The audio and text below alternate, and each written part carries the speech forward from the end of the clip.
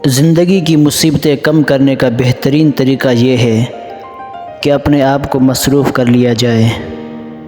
Tension, بے چینی اور ڈپریشن تب ہوتی ہیں جب ہم دوسروں کو خوش کرنے میں اپنی زندگی گزار رہے ہوتے ہیں۔ ہم پرندوں کی طرح ہوا میں اڑنا اور مچھلیوں کی طرح پانی میں تیرنا تو سیکھ گئے ہیں، بس اب یہ سیکھنا باقی ہے کہ زمین میں انسانوں کی طرح کیسے رہتے ہیں۔ دنیا میں 3 خوبصورت ترین جگہیں ہیں: خانہ کعبہ، روضہ رسول اور ماں کی گود۔ تمہاری پریشانیاں تمہاری بے ادبی اور ناشکری سے جڑی ہوئی ہیں۔ دعا کے وقت آنکھوں کا بھر آنا قبولیت کی سب سے بڑی دلیل ہے۔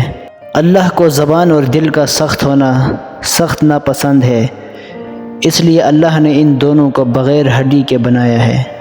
جب عقل مند بوڑھا ہو جاتا ہے تو اس کی عقل جوان ہوتی ہے، اور جب جاہل بوڑھا ہوتا ہے تو اس کی جہالت جوان ہو جاتی ہے۔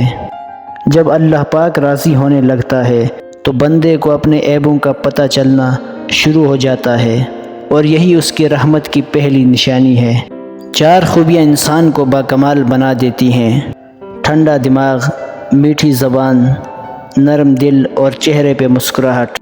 مرد کی سب سے بڑی بدصورتی اس کی خالی جیب ہوتی ہے۔ اللہ جب انتظار کے ذریعے آزماتا ہے تو شیطان دعا ناقبول ہونے کے وسوسے تمہارے دل میں ڈالتا ہے۔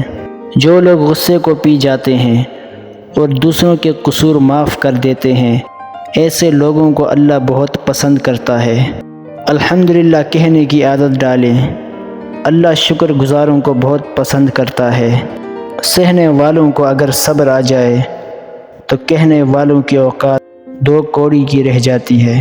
اللہ پاک ایسا وقت بہت جلد چلائے گا جب تم اپنی آنکھوں سے اپنے لیے معجزے ہوتے دیکھو گے۔